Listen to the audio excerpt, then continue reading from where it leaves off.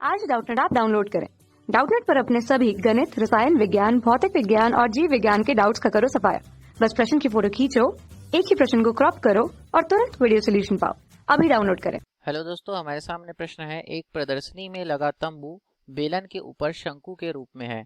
तो भूमि से तंबू की ऊंचाई 85 मीटर है और बेलनाकार भाग की ऊंचाई 50 मीटर है। यदि आधार का व्यास 168 मीटर हो तो तंबू को बनाने में आवश्यक कपड़े की मात्रा ज्ञात कीजिए। तो मोड़ने और सिलने में 20% अधिक कपड़ा लगता है, तब उत्तर नजदीकी मीटर का वर्ग में दीजिए। तो दोस्तों देखिए, यहाँ से एक चित्र हमने बना लिया है। एक बेलनाकार तंबू है और बेलनाकार तंबू के ऊपर एक शंकु आकार का तंबू गड़ा हुआ है। तो ये तंबू की कुल ऊंचाई हमें दी गई है। कुल ऊंचाई कितनी है? 85 मीटर। तो कुल ऊंचाई हो गया 85 मीटर। अब दोस्तों उसमें से जो बेलनाकार भाग है उसका ऊंचाई ले लेते हैं, h बड़ा h। तो ये कितना दिया गया है? बेलनाकार भाग का ऊंचाई ये हमें दिया गया है 50 मीटर। अब यदि ये 50 मीटर हो तो शंक्वाकार भाग की ऊंचाई कितनी होगी? 85 ऋण 50। तो ये हो जाएगा, इसे लेते हैं h बराबर, ये हो जाएगा 35 मीटर। कितना? 35 मीटर। ये हो गया h। अब आधार का व्यास दिया गया हमें, बेलनाकार का आधार का व्यास भाग का, यह है 168 मीटर। तो इसकी त्रिज्या कितनी आएगी? आधार की त्रिज्या, शंकु और बेलन दोनों का त्रिज्या एक ही होगी। ये कितना हो जाएगा? ये हो जाएगा दोस्तों 84 मीटर। कितना? 84 मीटर। तो अब यहाँ से इन्हें हल करते हैं और सर्वप्रथम हमें क्या दिया गया है तो हम उसे लिख लेते हैं। तो यहाँ तंबू के बेलनाकार भाग की ऊंचाई h बराबर कितना है? 50 मीटर। h बराबर 50 मीटर है। उसके बाद वहाँ शंक्वाकार भाग की ऊंचाई, शंक्वाकार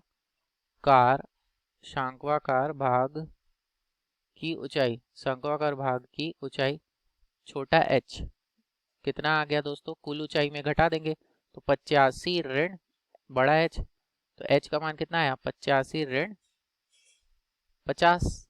तो h का मान आ गया 35 मीटर। ये आ गया शंक्वाकार भाग की ऊंचाई। तो अब बेलन का हमें दिया गया है, तो बेलनाकार भाग का व्यास कितना है? 168 मीटर है। तो इसलिए बेलन और शंकु दोनों की ऊंचाई आपस में बराबर होगी। तो बेलनाकार भाग की जो त्रिज्या होगी, त्रिज्या बराबर क्या होगी? शंक्वाकार भाग की त्रिज्या। तो शंक्वाकार भाग की त्रिज्या, दोनों की त्रिज्या बराबर ले लेते हैं r। ये कितना दिया है? तो r बराबर हो जाएगा व्यास बटा 2। तो r का मान कितना आ रहा है? ये हो जाएगा 168 बटा 2, यानी आ रहा है 84 मीटर। तो दोस्तों यहाँ से इनकी त्रिज्या आ गई r, दोनों की 84 मीटर।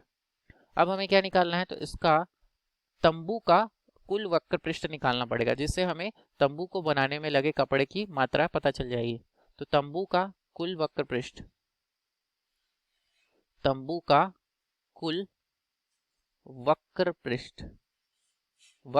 कैसे निकाल सकते हैं दोस्तों हम? तंबू का कुल वक्र पृष्ठ ये हो जाएगा बेलनाकार भाग का वक्र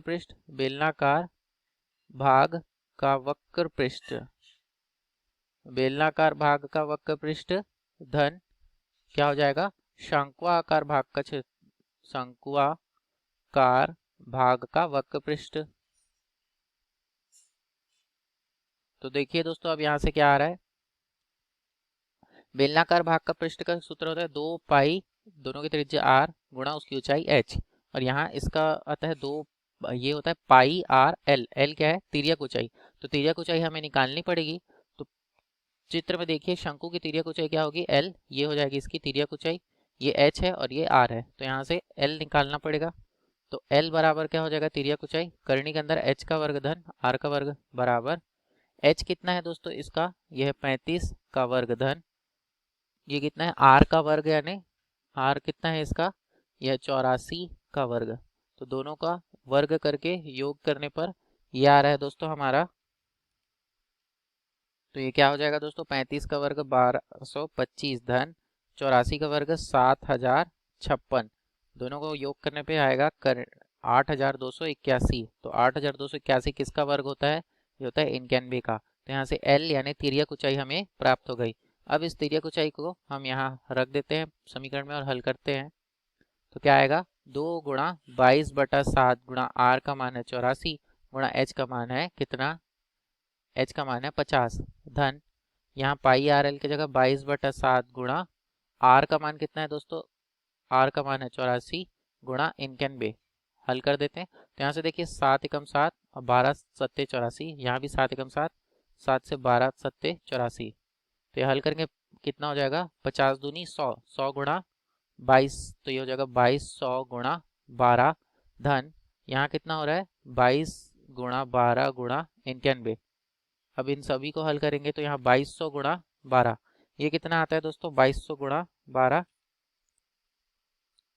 ये आ जाएगा 26,400 धन 26,400 धन यहाँ 22 गुणा 12 गुणा इनकैनवे, ये आ रहा है 24,024।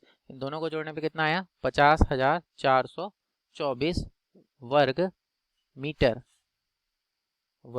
तो दोस्तों इतना कपड़ा हमें चाहिए किसी तंबू को बनाने के लिए, लेकिन चूंकि इसके सिलाई और अन्य कार्यों में 20% अतिरिक्त कपड़ा लगता है, चूंकि सिलाई व अन्य कार्यों में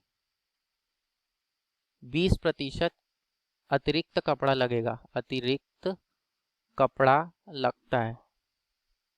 तो दोस्तों यहाँ से अतिरिक्त कपड़ा कितना हो जाएगा? अतिरिक्त कपड़ा कितना हो जाएगा? ये 50,424 का 20%, तो कितना होगा? 50,424 गुणा 20/100। हल करते हैं तो यहाँ 1 0 से 1 0, 2 एकम 2, 2 पंचे 10। तो इसे 5 से भाग दे देते हैं दोस्तों। क्या करेंगे? 5 से भाग दे देंगे। तो ये हो गया 50,424 भागित 5, कितना आएगा? ये आएगा 1, ये आ गया दोस्तों 10,084.8 वर्ग मीटर। अब क्या करेंगे? अब हम इन्हें जोड़ देंगे दोस्तों दोनों को, क्योंकि हमें क्या चाहिए? हमें कुल कपड़ा चाहिए, कुल कपड़ों की मात्रा। तो दोस्तों कुल आवश्यक कपड़ा कितना हो जाएगा तंबू बनाने में?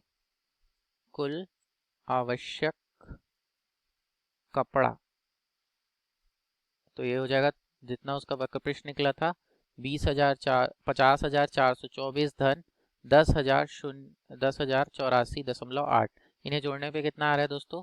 ये आ रहा है 60,508.8, यानी लगभग, हमें लगभग मान पूछा गया है, तो लगभग क्या हो जाएगा? लगभग 60,509 वर्ग मीटर। इतना कपड़ा हमें आवश्यक है किसी तंबू को बनाने के लिए। धन्यवाद दोस्तों। कक्षा 6 से 12वीं से लेकर नीट, IIT, JEE वो एडवांस के लेवल तक 1 करोड़ से ज्यादा छात्रों का भरोसा। आज ही डाउनलोड करें डाउटनेट ऐप या व्हाट्सएप करें अपने सारे डाउट्स 8400 400 400 पर।